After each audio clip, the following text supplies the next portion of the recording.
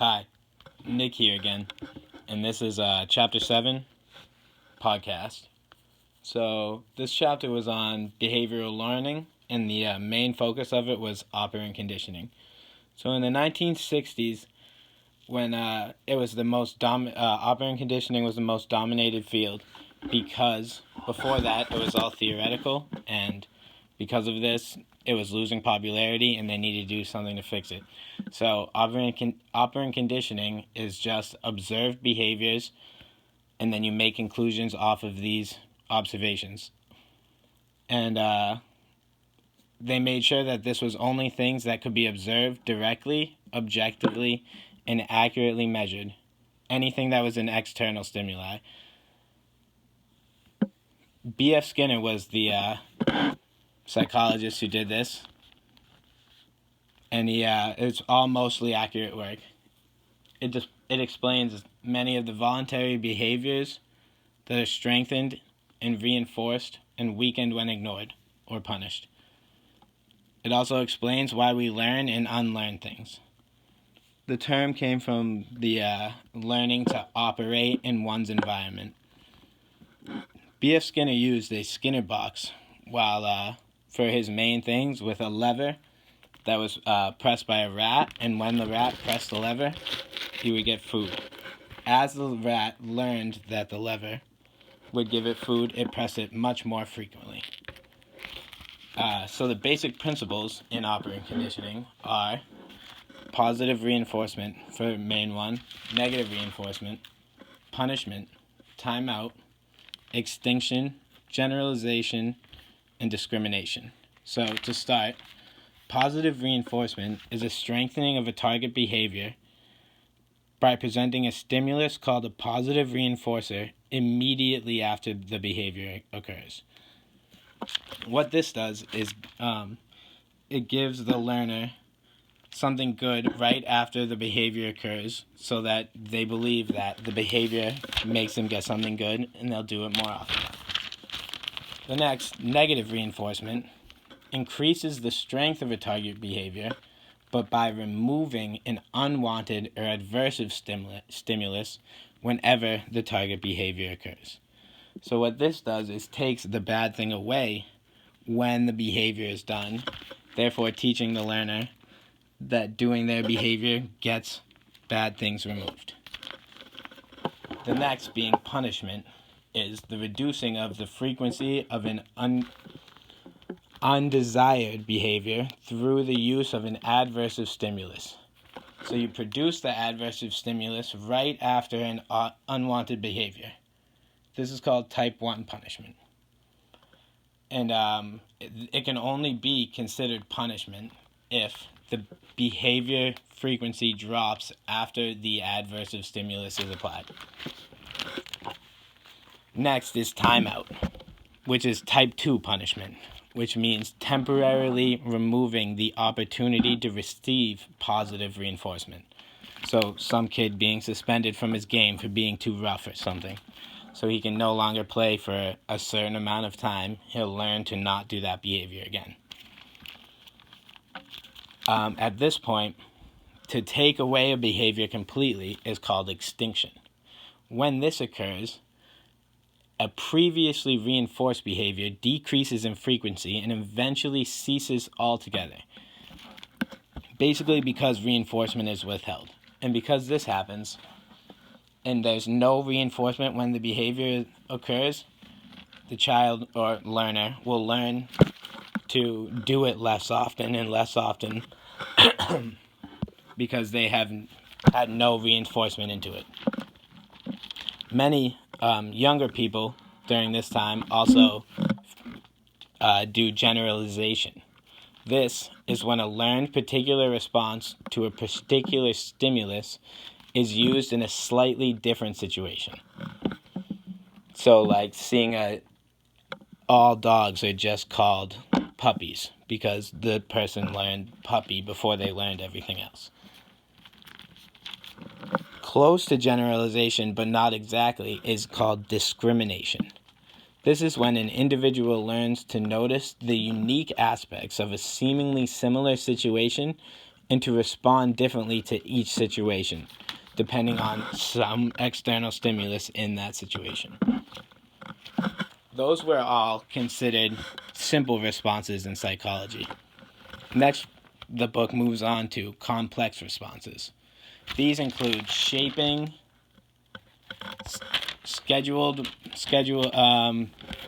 just shaping for now. We talk about it later on as well. So, shaping is an actions that move closer to the desired terminal behavior or the end target behavior that you want the learner to be at. And any of these actions that move close to that target behavior are reinforced. Anything that moves away or not forward is ignored. Shaping best explains how complex responses are learned, one step at a time. Movement must be gradual and is called reinforcing successive approximations to the terminal behavior. Anything getting close to the behavior you want to reinforce to eventually shape the learner to get to the target behavior. Next, chapter 7 moves on to schedules of reinforcement. These include fixed interval schedule, variable interval schedule, fixed ratio schedule, variable ratio schedule, and that's it. So first off, fixed interval schedule is a learner who is reinforced for the first time.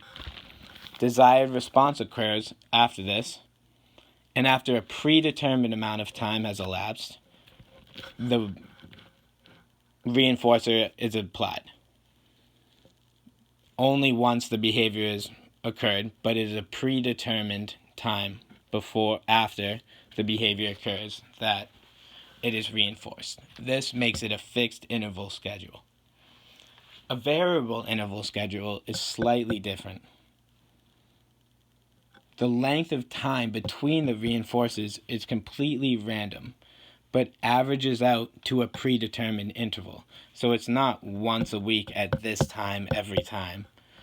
It's more of have a kid speak in class once every 3 days. It doesn't have to be on the second day at the same time. It can be the first or the third day, but every 3 days getting them to talk.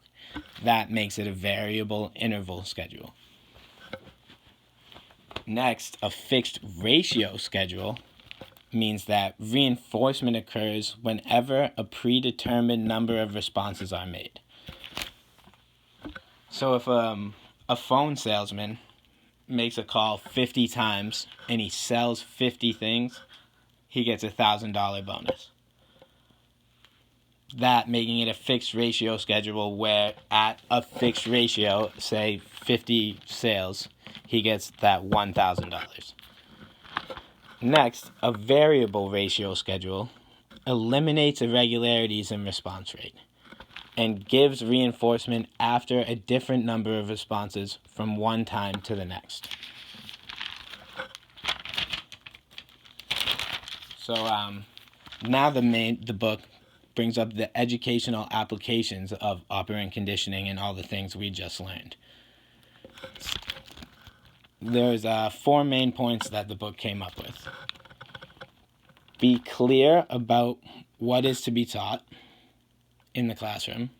Teach first things first. Present material in small logical steps and allow students to learn at their own rate. These 4 things, all encompassing operant conditioning, can make you the most effective teacher you can be.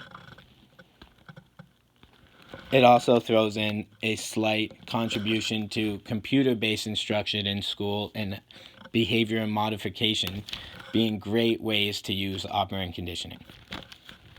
That is probably because the next section we are going to is computer-based instruction and learning. So nowadays, this type of business, it's a big business. It's worth $2.2 billion a year. Every school needs to have these things. That's what they tell everybody. But is it really true? Computer/human tutoring programs that require step-by-step problem solving and then provide feedback are about the same in terms of effectiveness. Students who work on simulation programs, however, scored 13 percentiles higher on average than conventionally taught students. In a study, 52 studies actually, a study that studied these 52 studies between 1983 and 2003, people who were learning this type of education scored 21 percentiles higher. So it's just showing that with effective teaching and effective tools that we now are advancing on, you can improve learning. Reading of students when computer-based is outscored than traditional books, as well as math. Math is better and easier for students to understand. And it just again shows that anything relating to good teaching strategies with this new computer-based makes you a very effective teacher.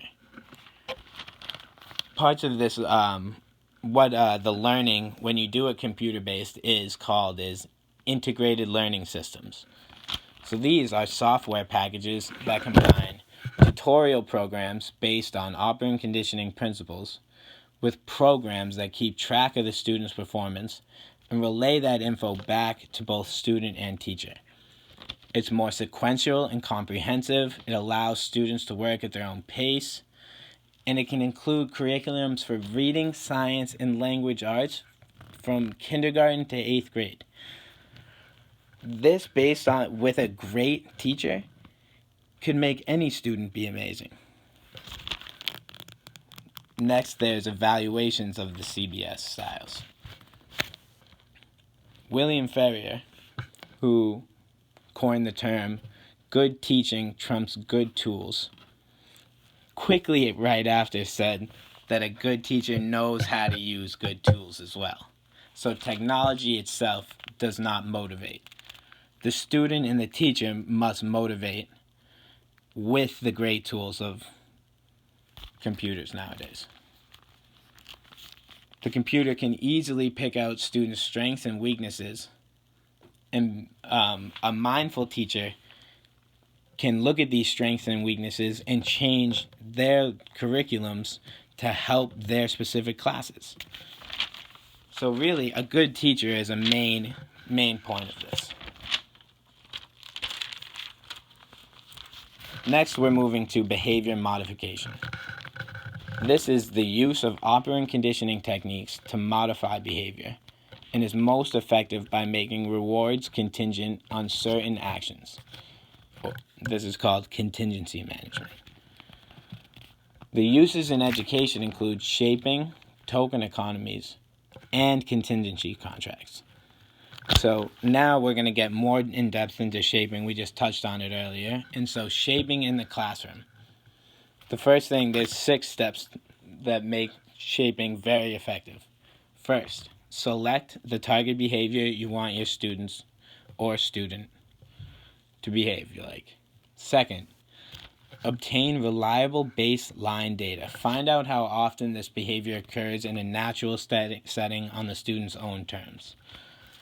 Third, select potential reinforcers. By now, you've probably figured out what your student likes, what he dislikes or her dislikes, and what reinforcers could be. Next, in small steps, reinforce the successive approximations, which was brought up earlier, of the target behavior each time they occur. Reinforce these next, the newly established target behavior each time it occurs.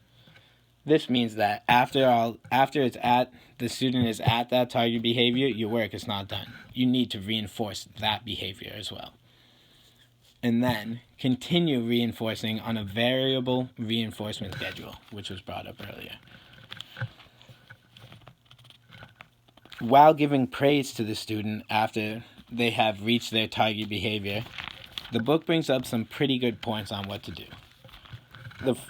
They gave a couple forms of praise, which include high grades, material incentives, and privately given praise, like one-on-one with the student. And then it brings up public praise, which is allowed often, but with certain restraints. So make the public praise, not like just one-on-one, you to the student while everybody else in the class sits there. You need to do more of a, like, for maybe all the kids in your class who got an A, you give all 5 or 6 of them, but not just one-on-one, because that can make other students feel self-conscious and then not perform as well in class. Awareness of this, like how self-conscious kids can be, also helps you become an effective teacher. So,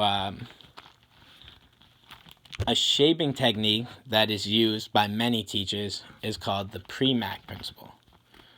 And this involves letting students write down their favorite activities on a card and being told that they are allowed to indulge in this activity for a period of time after they have completed a set of instructional objectives. This usually works better with younger kids because what high schoolers and college kids write down, you probably can't give them. But for younger kids, like a little extra playtime or some nice reading time, the pre-MAC principle is perfect for this. Other techniques that are used are token economies.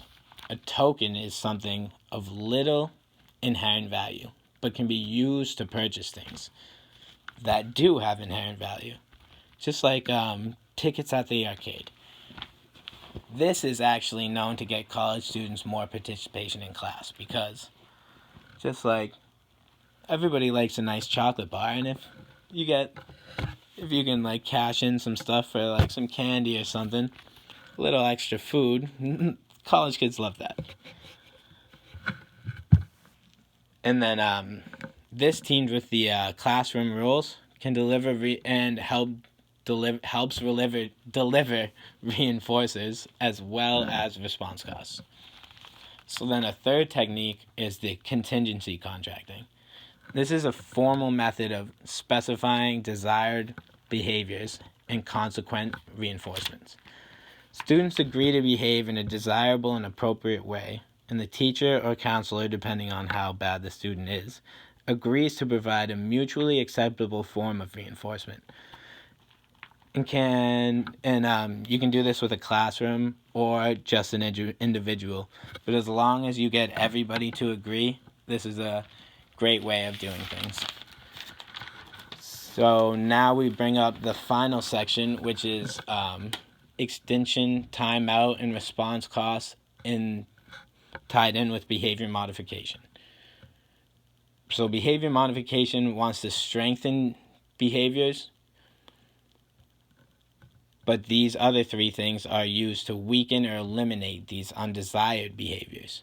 So extinction, you want to ignore the undesired response from the student in a classroom setting. So make sure to look at the other classmates and see how they react. But if nobody laughs or smiles at somebody who's trying to make an inappropriate joke, you need to ignore it. In that way, the student will learn that that type of behavior will not be reinforced. Next, in timeout in the classroom setting. Timeout's best for the aggressive or disruptive student because they will learn that taking away their reinforcers is not fun to them. And that's all they're looking for is attention and reinforcement. So putting them in a corner where there's no reinforcement around usually makes the undesired response not occur less frequently. Yeah, that is chapter 7. Thank you very much.